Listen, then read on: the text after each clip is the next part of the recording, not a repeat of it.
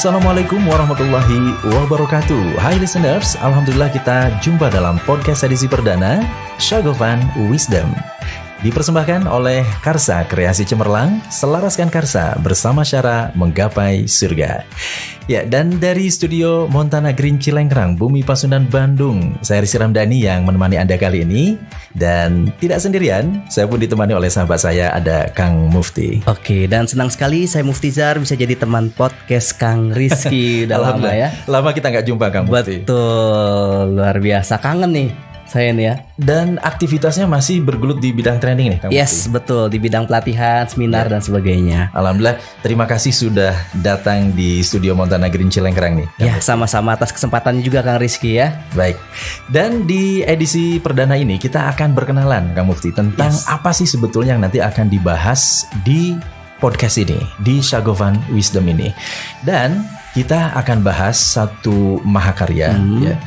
Kita berjudul Kitab Paradigma Hikmah 5. Kitab Paradigma Hikmah Ya, 5. betul. Oke, wah luar biasa. Apa yang dimaksud dengan Paradigma Hikmah 5? Kita akan langsung gali bersama narasumber tetap kita di Syagovan Wisdom. Ada Kang Mufli Hasbullah. Oke, Assalamualaikum Kang Mufli. Waalaikumsalam warahmatullahi. Apa kabarnya nih Kang Mufli? Alhamdulillah sehat-sehat saja dan mudah-mudahan semuanya sehat juga para listener juga ya. Amin ya rabbal alamin.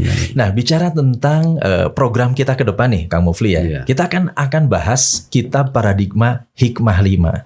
Sebetulnya apa yang maksud dengan paradigma di sini dan hikmah 5 ini? Kenapa ada kata hikmah 5? Oke, jadi Ya. dari Kenapa nggak hikmah 6, hikmah 7? Betul.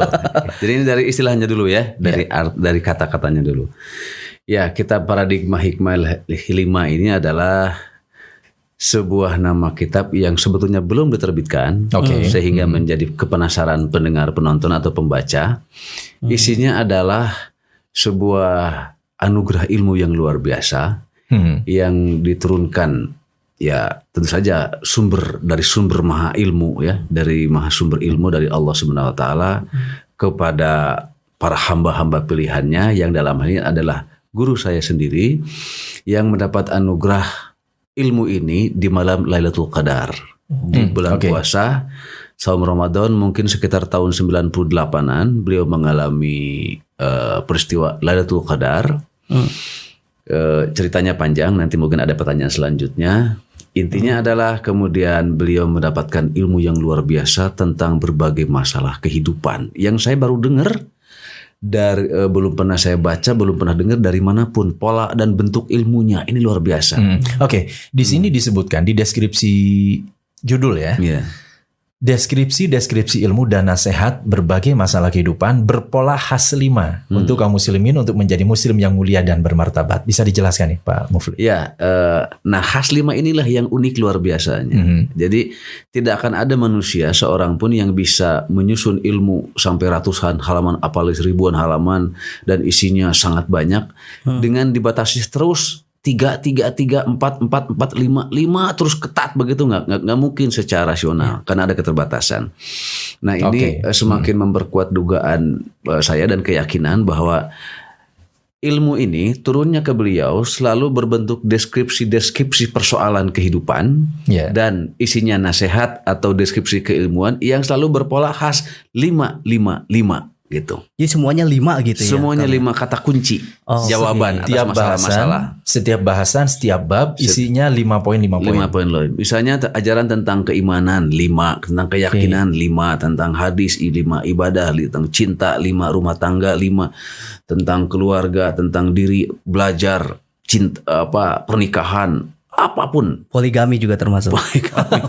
Itu juga never ending discussion kalau tentang kesadaran, hidayah, taubat, rezeki, nasihat, bersyukur, semuanya tentang hati. Ada 5 istilah yang itu merupakan simbol-simbol dari sebuah penjelasan ilmu. Menarik sekali. Ya. Dan kalau kita coba masuk di bagian apresiasi, ini ternyata sudah banyak tokoh di Jawa Barat ini yang mengapresiasi buku ini ya, walaupun belum diterbitkan. Ini saya lihat ada Profesor Ahmad Mansur Suryanegara, ini sejarawan kondang ini ya, penulis buku Api Sejarah, jilid 1, jilid 2. Bestseller. Nah ini unik nih, beliau mengatakan bahwa penulis ini Endang Somalia ya? Ya, namanya Pak Endang Somalia. Pak Endang Somalia. Dan beliau saat ini sudah meninggal ya? Sudah meninggal. Kang Mufli. Saat itu beliau dosen Fakultas Dakwah UIN Sunan Gunung Jati, Bandung. Oke, statusnya sebagai seorang dosen. Sebagai dosen. Oke, dan beliau di sini disebut kata Syekh. Pak Ahmad Mansur gitu ya. Harusnya dipanggil Syekh katanya. Harusnya dipanggil Syekh ya. Syekh itu adalah gelar di alam langit kepada orang yang dianugerahi ilmu oleh Allah Subhanahu wa taala. Itu kata-kata apresiasi dari Pak Ahmad Mansur Suryanegara. Berarti selama kehidupan sehari-harinya beliau nggak dipanggil Syekh ya? Yang punya ilmu hikmah 5 ini. Iya, tentu saja sebagai Pak saja, biasa sebagai kawan sebelum mendapatkan anugerah. Oke. Nah, ini Syekh ini ketika kita sowan ke rumahnya ke Prof Mansur, karena beliau juga seorang, kita yakini sebagai seorang kasyaf ya, yang sudah mukasyafah. Oleh Allah dibukakan pintu-pintu tabir spiritualnya. Cerita beliau itu melalui Abah Anom ya, Syekh Wafat Tajul Arifin di Tasikmalaya. Nah, beliau tuh yang mengatakannya ya, karena jadi kita bawa buku saat itu, bukan buku ya, kita jilid dari ilmu yang diturunkan dan saya tulis itu, kemudian dibawa ke beliau. Beliau terkagum-kagum, ini luar biasa ilmu hikmah, dan kata beliau, ini Pak Endang ini harus disebut Syekh. Oke. Sejak itu kita semua murid-muridnya ada 5 orang memanggil beliau Syekh sehingga sampai meninggalnya. Oke. Itu sejarahnya ya Kang Mufli. Ya, sejarah awalnya begitu. Awal mulanya perjalanan spiritualnya Endang Somalia ini bagaimana sampai bisa mendapatkan hikmah 5 ini? Beliau tuh dari sakit. Jadi gini ya, kalau kita baca, Allah itu menganugerahkan ilmu, hikmah, ya, kebenaran, hidayah kepada hamba-hambanya itu melalui berbagai cara. Ya. Ada yang melalui jalur-jalur tarekat, ya, tasawuf, menjalani riadoh yang berat, melakukan zikir-zikir tertentu sesuai ajaran tarekatnya masing-masing, menjadi murid dari mursyid, kemudian menjalani kehidupan spiritual yang sangat berat, ya, misalnya tawaro, ya, tawadu, menghindari dosa-dosa, membersihkan diri itu dan sebagainya. Nah, itu ada yang begitu. Kemudian ada yang melalui kebersihan hatinya, lalu Allah memberikan hidayah kepada beliau, sebuah ilmu dan kemampuan tertentu. Lalu ada yang melalui sakit. Nah, ini beliau ini sakit. Nah, ini menarik sakit ya. Sakit apa? Beliau itu sakit diabetes, gula selama 7 tahun. Dan selama 7 tahun itu kata istrinya, beliau belum pernah mengeluh sekalipun. 7 tahun sakit diabetes. Dan berbaring di rumah sakit Hasan Sadikin di Bandung. Jadi berbaring, dari tadinya badannya tinggi besar, kemudian sampai habis tinggal kering dan kurus. Ya, dan karena kesabarannya itulah bukan mungkin sih, pasti itu. Kemudian Allah menganugerahkan kepadanya di suatu malam Ramadan, Lailatul Qadar, ya, beliau ditemui oleh seseorang sosok, ya, beribawa, ya, kalau kita sebut mungkin sekarang ulama besar, berjubah putih, tinggi besar, tapi beliau tidak sanggup menatap wajahnya, hanya suara yang terdengar. Lalu kemudian beliau nanya, apa ini malam Lailatul Qadar? Ya, benar, inilah malam Lailatul Qadar. Itu katanya beliau mengalami itu di puncak penderitaan hidupnya. Ketika puncaknya itu katanya matanya sudah hilang penglihatannya ya. Sakitnya sudah di puncak, matanya sedang menuju kebutaan, dan ini yang perih secara sosial, sakitnya itu jarang sekali yang menengok. Jarang sekali yang menengok. Kecuali 1 orang 2 orang. Orang sibuk masing-masing lah, ya. Lupa dari atasannya ke bawahannya, lupa oleh urusan sehari-hari yang menyibukkan. Mungkin karena sakitnya sudah terlalu lama atau ya, mungkin juga itu juga karena terlalu lama, ya, dan mungkin juga tidak ada kabar, macam-macam lah. Tapi ada perasaan sakit hati yang mendalam, beliau merasa terbuang dari lingkungannya. Tidak dikenal, nggak ada yang perhatikan, nggak ada yang menengok dan sebagainya. Tapi dia tetap sabar dan hanya bergantung kepada Allah Subhanahu wa Ta'ala. Dan saya dengar bahkan mungkin mendapatkan cibiran atau pelecehan secara sosial. Ya, ini kita di Shagofan Wisdom ini kita buka semuanya. Ya. Jadi Kang Mufli, sebelum sakitnya, waktu sehatnya, ya, namanya manusia ya, orang selalu ada kekurangan, kelebihannya. Nah, cuma ini tatapan saya, penglihatan saya, beliau tuh sering banyak dikritik dan dilihat kekurangannya, gitu. Orang-orang membicarakan itu, kelebihannya jarang orang peka untuk bisa melihat dan mengenalnya, gitulah. Ya saya sebagai teman dekatnya dari dulu, kelebihannya itu adalah misalnya kepekaan, rasanya yang kuat, gitu ya. Kemudian semangatnya pada ilmu yang luar biasa dan keinginan tahuannya sangat tinggi beliau itu. Oke. Ya, Kang Muflih, kita langsung lanjut ke apresiasinya dari Dr. Andes Hidayat Suryadilaga. Ini beliau mengatakan bahwa harus ada kumpulan para tokoh Sunda untuk membahas ilmunya almarhum ini, karena ada beberapa pengertian istilah Sunda yang menurut generasi sekarang pengertiannya tidak begitu. Generasi milenial ya. Ilmunya Pak Endang ini mirip dengan yang diajarkan oleh Kiai Haji Hasan Mustafa yang ditulis dan ditafsirkan oleh muridnya yaitu Wangsa Atmaja. Kang Muflih juga jangan kagok katanya. Teruskan supaya bisa mengembangkan dan meneruskan ilmunya almarhum. Nah ini istilah Sunda yang tidak dikenal atau bagaimana nih sampai harus para tokoh Sunda katanya harus muncul di sini. Ketika saya menuliskan ilmu beliau, ya karena kesukaan saya pada ilmu dan keanehan, ya kekaguman, kemudian kebaruan, dan sebagainya, saya itu aneh, itu banyak menuliskan kata-kata, istilah, ungkapan Sunda yang jarang terdengar dalam konteks kekinian, jarang digunakan dalam obrolan sehari-hari, bahkan dalam tulisan-tulisan sastra Sunda atau bahasa Sunda. Jadi ciri khasnya itu Sundanya itu mendalam, buhun, ya bahasa Sunda kuno. Yang bukan abad sekarang, tapi beliau itu bisa menuturkannya dan membacakannya dan mengerti paham gitu, termasuk istilah-istilahnya. Jadi itu Kang Usep Romli sendiri kan menyebutnya begitu. Jadi tidak akan ada katanya sastrawan Sunda sekarang yang bisa membuat puisi. Karena beliau juga menulis puisi sekitar 20 puisi, saya pun tulis.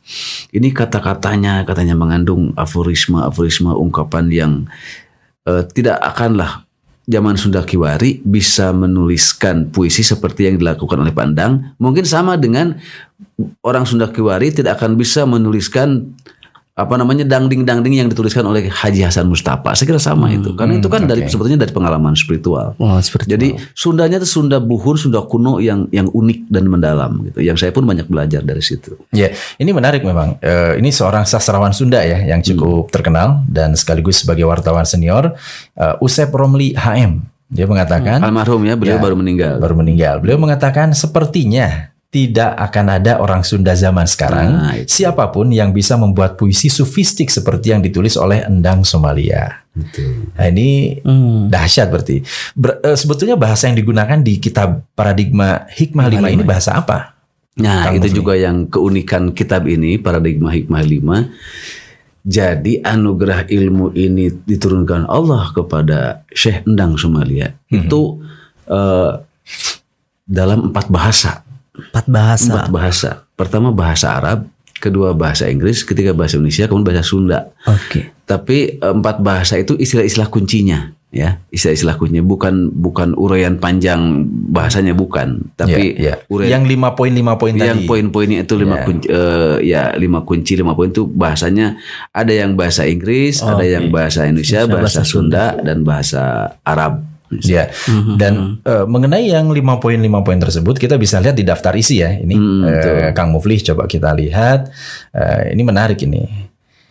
Karena betul konsisten itu selama 1000 dalam 1000 halaman lebih itu 1600 halaman itu poin-poin utamanya dalam 5 poin. Iya.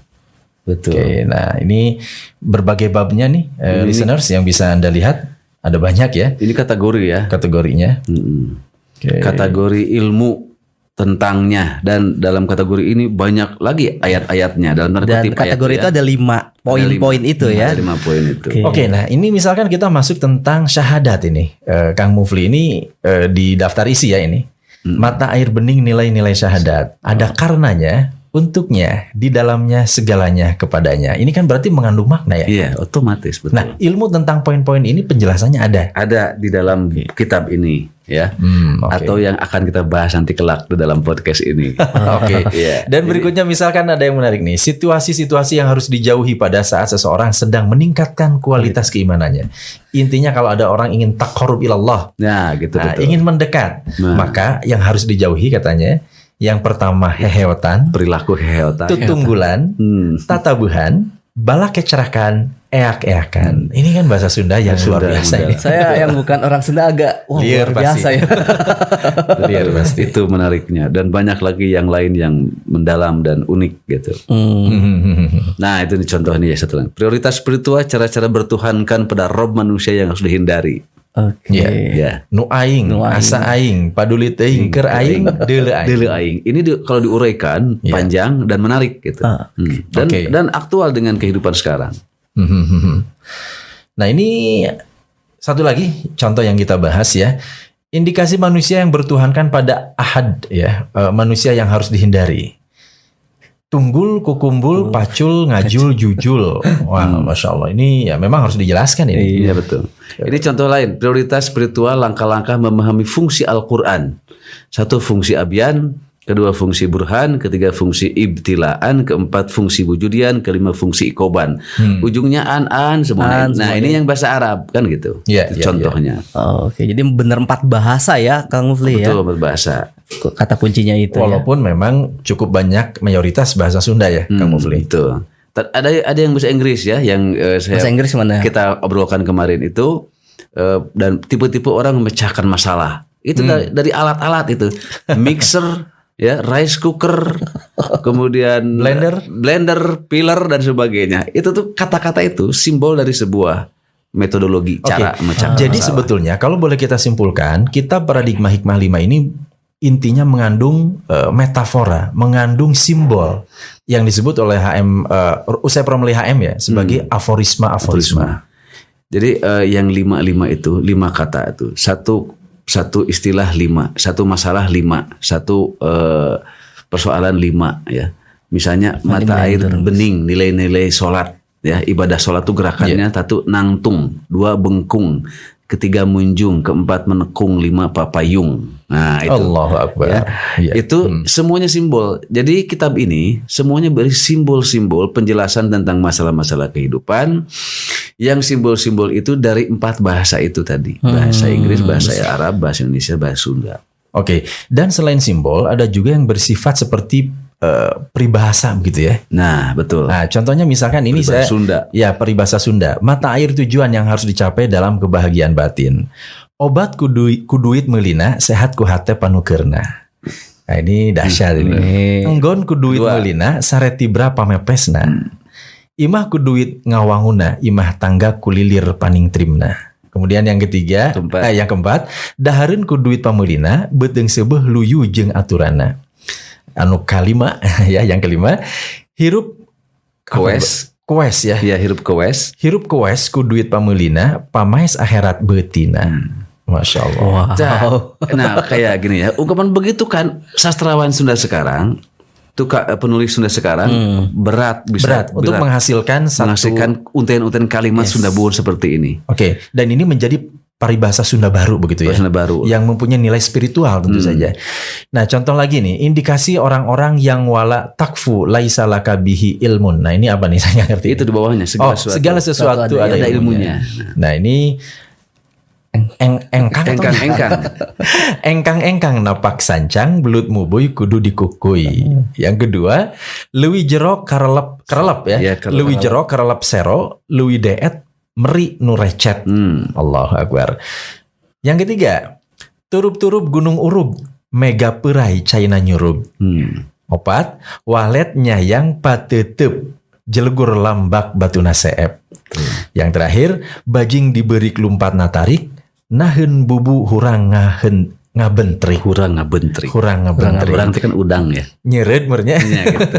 Istilahnya ngabentrik gitu ya. Tetapi begini ya, ini yang roaming saya sebenarnya. Yang sifatnya sastra Sunda buhun begini, ini agak berat menjelaskannya sehingga mungkin. Dan untayan kalimat ini belum ada sebelumnya. Belum ada. Oke. Belum ada. Wong dari beliau yang mendiktekannya itu. Oke. Nah, ini kata mendiktekan ini prosesnya bagaimana? Ya, gimana prosesnya? Ini beliau yang menulis, kemudian Kang Mufli hanya mengetik ulang, atau memang beliau hanya menuturkan ketika beliau mendapatkan ilmu tersebut, ilham tersebut, dan langsung spontan dituliskan, atau bagaimana prosesnya ini? Ya. Jadi setelah beliau mulai menerima anugerah ilmu itu, ya, yang menurut teori Imam Al-Ghazali itu melalui kasyaf, ya. ada yang menyebutnya ilmu huduri atau Suhrawardi atau Mullah Sadra, ilmu huduri, kasyaf atau laduni. Nah, beliau itu katanya menerimanya malam-malam sekitar 8 jam setiap materi yang saya tuliskan ini, kemudian melihat simbol-simbol spiritual. Kalau bahasa itu apa, cenayang gitu ya. Simbol-simbol spiritual, simbol-simbol rohani beliau tangkap melalui gambar-gambar tertentu ya, yang ditangkap oleh zauknya, nuraninya, hatinya, kemudian menjadi kata-kata kalimat oleh beliau yang menjadi kalimat yang untuk dituliskan. Nah, kayak gini lah, sebetulnya gejalanya sama dengan yang terjadi pada Rasulullah ketika menerima wahyu. Ya, bedanya beliau nabi, ini ulama gitulah. Rasulullah itu kalau menerima wahyu ya, pertama badannya bergetar, berkeringat, berat ya. Kemudian sampai turunnya wahyu lah, ketangkap oleh beliau. Ini juga sama gejalanya.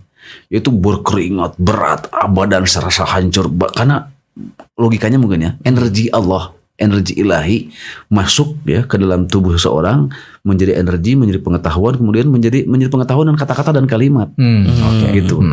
Kemudian makanya tulis move gitu. Setelah beliau menerima itu. Jadi prosesnya adalah yang beliau baca itu ada simbol-simbol gambar ya, gambar simbol di penglihatan ruhaninya, lalu beliau baca, beliau tafsirkan, kemudian keluar dari mulutnya dan Muflih menuliskan. Dan saya menuliskan. Dan pada proses itu beliau sudah mengalami kebutaan. Sudah, sudah. Jadi sudah bukan pakai mata lahir lagi, sudah pakai mata batin ya. Mata batin, zauknya. Ini contoh kecil begini. Ketika menerima dalam tanda kutip ya, ayat tentang korupsi. Yang menyebabkan korupsi ada 5 hal. Nah, ya. Misalnya gini. Pertama adalah gate. Move, sebelum mengatakan gate dia bilang begini, gambarnya itu apa tuh, pintu gerbang terbuka dalam bahasa Inggris nate. Gate. Itu gate, mana gate. Jadi read, git, meet. Ada 5 bahasa Inggris semuanya. Dan berima. Dan 5 lagi. Dari bahasa Inggris, saya bilang kan saya tahu beliau itu tidak lancar bahasa Inggris, apalagi vocabulary-nya tidak banyak. Sebenarnya tahu dari mana? Hanya tuh saya tinggal ini kita menafsirkan dan membaca. Ente yang tahu bahasa Inggris ya mengkoreksi bahasanya. Kayak begitulah. Termasuk ini contoh-contoh yang lain yang bahasa Indonesia gitu. Jadi pada proses menulisnya itu Kang Mufli ya, apakah Kang Mufli emang sedia setiap waktu sama? Sering. Kita sering kumpul hampir tiap malam. Karena beliau sakit dan lumpuh, dan ada murid-murid setianya yang 5 orang itu hampir, dan beliau tuh istrinya beda rumah, berdagang, beliau di rumah sendirian. Kita sering berkumpul hampir tiap hari karena kita berguru, belajar, mencatat ilmunya. Kemudian yang paling nikmat adalah kita dibimbing kehidupan kita sehari-hari, lahir batin, karena beliau tuh mampu membaca hati, pikiran, ya, segalanya lah. Jadi enak sekali, gitu. Termasuk harus dekat dengan siapa, jangan dekat dengan siapa, nama si Anu jauhi, nama si ini dekati, ini orang sampai soleh, seperti itu ya? Iya, sama itu. Ya, anugerah Allah luar biasa. Nah, yang saya tulis ini adalah kumpulan ilmu ini yang disebut ilmu dengan taubih. Ya, ilmu tentang simbol-simbol, tentang berbagai masalah kehidupan 5 yang kalau kita simak, dengarkan terus menerus satu-satu, yang sanggup saya jelaskan itu insya Allah akan memperkaya kehidupan, dan kita tahu mendapat bimbingan kehidupan selain bertambah wawasan, yang tujuannya adalah untuk meningkatkan derajat kehidupan yang berkualitas, yang bermartabat sebagai seorang muslim. Itu aja sederhana. Jadi kitab ini adalah ilmu-ilmu tentang nasihat. Itu sebetulnya isinya nasihat semuanya ini tuh. Apakah bisa dikatakan nih Kang Mufli ini sebagai satu tarekat tersendiri nih? Nah, tuh menarik tuh pertanyaannya. Ini ada yang mengatakan tarekat, bukan tarekat dan sebagainya. Kalau menurut saya yang orang dalamnya, memang sebetulnya bukan tarekat dalam pengertian konvensional ya. Mursidnya ada sama, dapat anugerah ilmu sama. Tapi di Sagofan nggak ada murid. Jadi orang yang belajar walaupun ya fungsinya murid, tidak ada wirid zikir tertentu, nggak ada. Itu bedanya. Nah, lalu riadohnya tidak ada. Riadoh harus melakukan apa. Riadohnya adalah berjuang diri sekuat mungkin untuk memperbaiki diri sebagai muslim yang baik dan benar. Itu aja tuh riadohnya itu dimanapun. Makanya di Shagofan itu kita tidak bergantung kepada orang, tapi kepada ajaran, kepada agama, kepada kebenaran. Nah, begitu. Oke, jadi di sini diikat oleh pemikiran, diikat oleh konsep yang diajarkan sebagai atau yang disebut sebagai paradigma hikmah 5 ini. Nah, betul. Ini kita ambil contoh Kang Rizky itu ke atasnya sedikit. Tadi yang apa? Yang mujrimin tuh. Coba kita cari ya. Jadi mujrimin. Nah ini nih. Ini namanya udah. Itu contoh ya skala prioritas yang bukan hak hamba Allah untuk menilainya, mengatakannya. Yeah. Ini aktual dalam kehidupan sekarang, di mana orang mudah menyebut orang lain dosa, sesat, kafir. Itu di sini diajarkan, katanya. Ada kata-kata vonis yang kita tidak boleh mengatakannya. Itu hanya hak Allah yang mengatakannya. Karena kita sebagai manusia biasa, kafir. Ya, walaupun nyata-nyata di depan kita itu orang kafir, bukan muslim, jangan mengatakan dia kafir. Karena bukan tugas kita mengatakan kafir dan menilai kafir. Itu hak Allah semata-mata. Kita itu hanya, kalaupun betul dia tahu kafir, kita mengajak supaya sadar, supaya beriman. Gimana caranya? Itu hak hamba Allah. Nah kan gitu.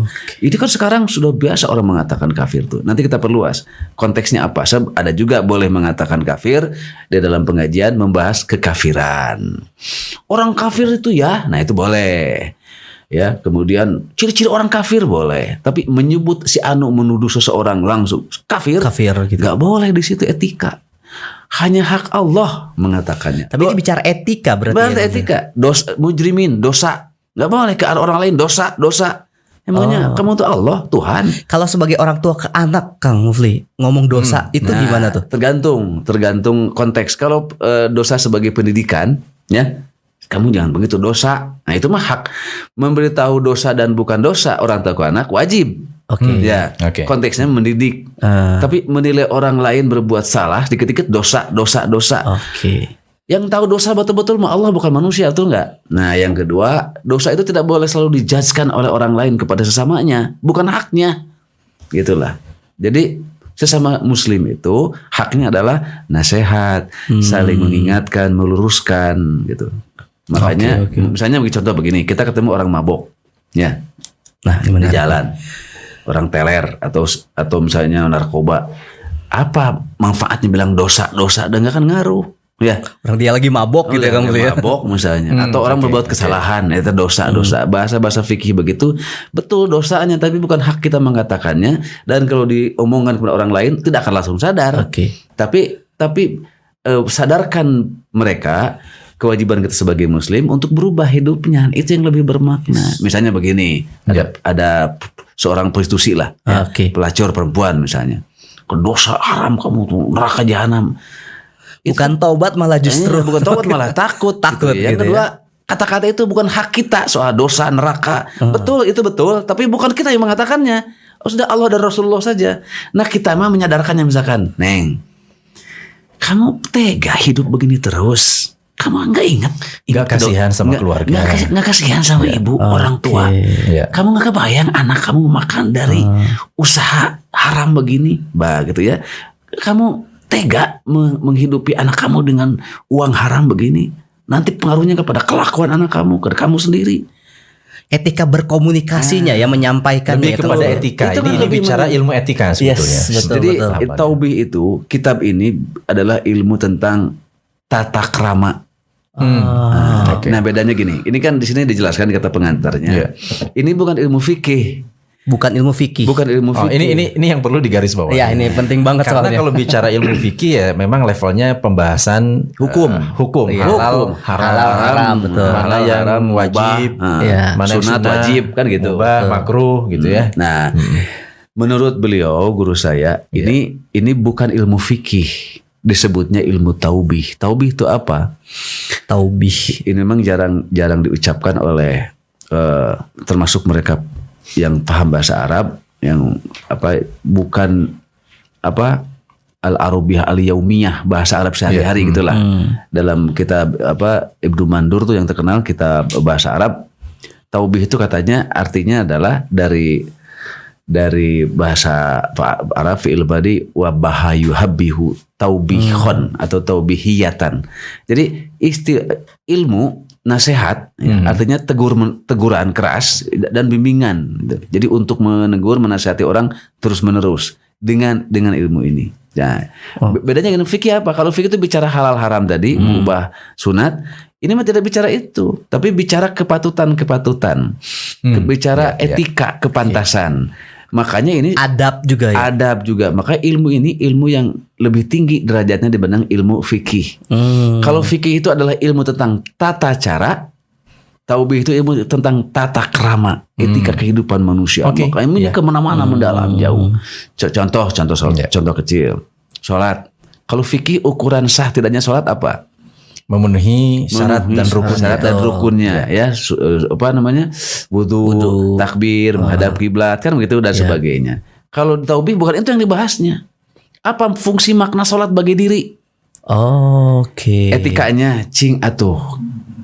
Kan sholatnya menghadap Allah, makanya pakai kaos oblong. Etika, adab ya. Salah, tapi tersopan ke Allah Rabbul Alamin pencipta. Bari baju yang bagusnya ada. Makanya dianjurkan para ulama, pakailah pakaian terbaikmu dalam sholatnya. Betul, itu soal etika. Saat kalau nggak ada lagi ya itu berlain lagi. Yang kedua, sah tidak sholatnya pakai kaos oblong? Ya sah, tapi itu sopan, tak gitu hungkul. Sopan itu jangankan menghadap Allah, ngajar di kelas, sok pakai kaos oblong kan itu sopan. Ke kampus pakai sendal kan itu sopan. Nah itu. Ini ilmu tentang etika kesopanan dalam kesadaran yang tinggi, termasuk dalam hal komunikasi.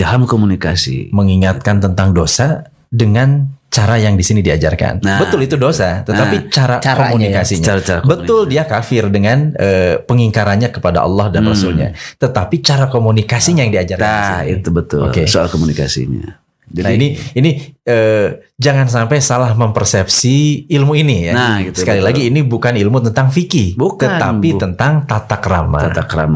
Karena di sini juga banyak membahas Al-Qur'an, makna kata-kata Al-Qur'an. Ini bukan kitab tafsir, tapi pemahaman tentang istilah-istilah atau Al-Qur'an yang secara spiritual, ruhaniyah dibukakan kepada beliau almarhum, dibukakan rahasia-rahasianya, lalu dituliskan oleh saya yang bisa saya tuliskan. Gitu.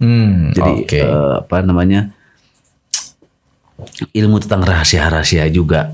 Sebetulnya ini dekat ke tasawuf ya.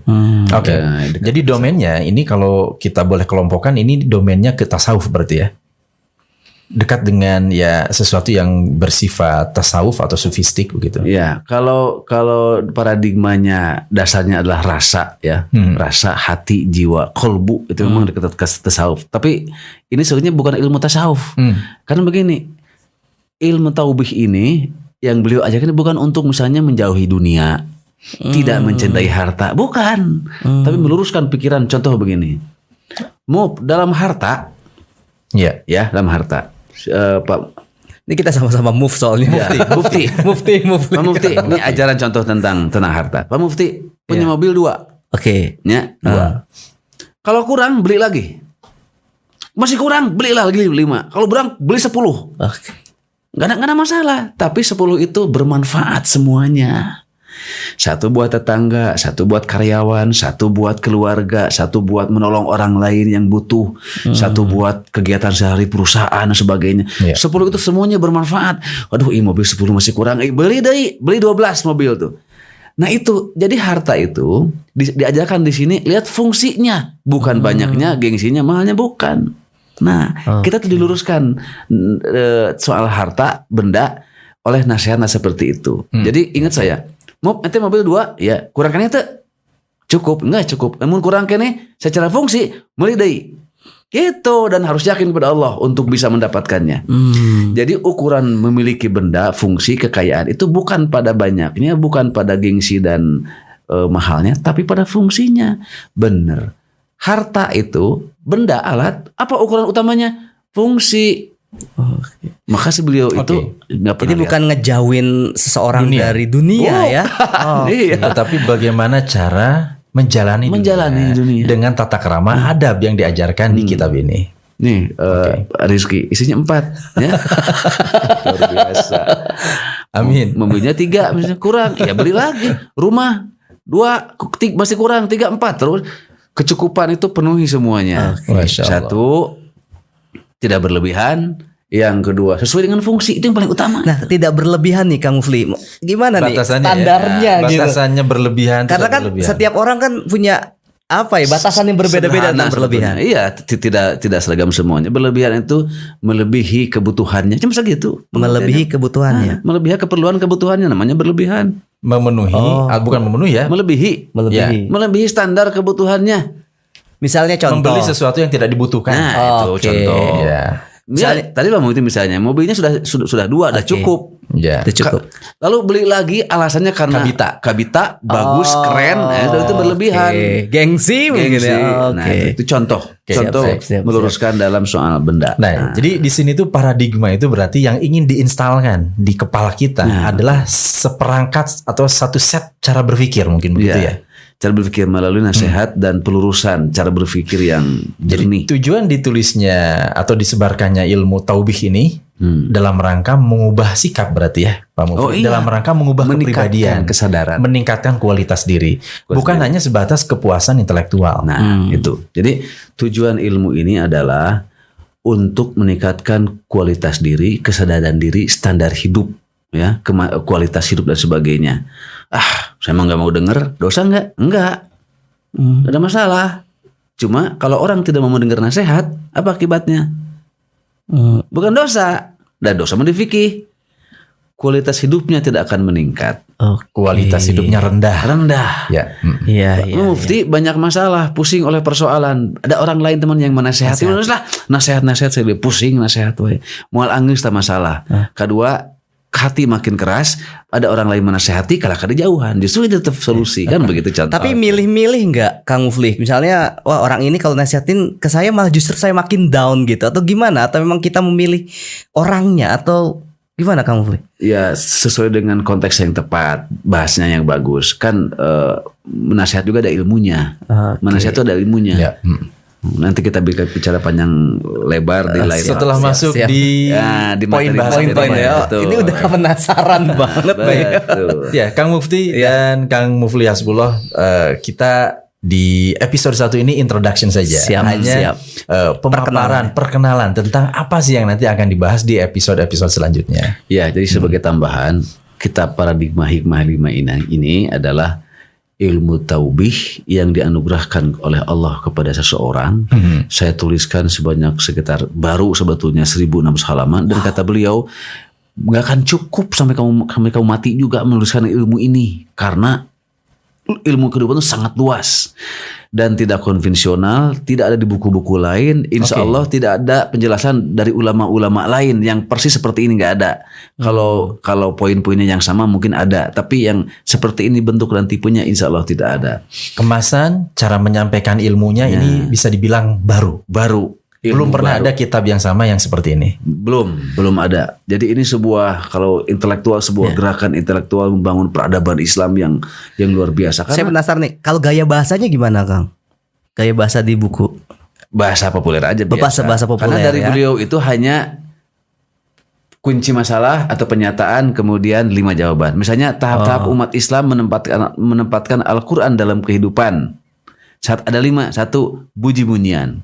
2, nyanyian. 3, masakan. 4, pernapasan. 5, hidangan. Itu tuh simbol bagaimana umat Islam menempatkan Al-Quran dalam hidupnya. Ada yang hanya sebagai bunyi-bunyian. Apa itu maksudnya? Nanti ada penjelasannya. Siap. Hanya ada sebagai hanya nyanyian saja. Ada sebagai masakan. Al-Quran sebagai masakan. Hidangan. Ya, hidangan. Ada sebagai pernafasan. Ada sebagai hidangan. Ini semuanya simbol yang kalau diuraikan menurut saya sangat Mengandung menarik. hikmahnya itu ada di sana. Hikmahnya ada di situ. Ketika sudah dijelaskan dan kita mencerap apa yang dijelaskan, di sanalah kita mendapatkan hikmahnya. Cuma ada 2 jenis mungkin bentuknya. Ini pertama yang ini deskripsi, lebih kepada deskripsi, kategorisasi. Ada yang nasihat gitu. Ada yang pencerahan. Ada cerita pengalaman beliau nggak? Tentang apa? Ya di buku itu misalnya pada saat apa gitu ya, terus akhirnya Oh, pengalaman personalnya ada Masuk diceritakan juga di situ? Ada ya? Ada diceritakan dalam buku ini. Yaitu pengalaman ini, mendapatkan ilmu ini. Oh, Oke, Oke, baik. siap. Baik, terima kasih nih Kang Mufli. Kang Mufti, terima kasih juga Ya, sudah terima kasih Kang menemani Mufli, saya luar di biasa. podcast perdana. Sama-sama kali ini. Kang Rizky. Oke, dan nantikan lagi untuk episode selanjutnya yang kita akan mulai masuk di poin-poin utama paradigma hikmah 5. Siap, insya Allah. Insya Allah. Terima kasih listeners untuk Anda yang sudah menyimak podcast ini.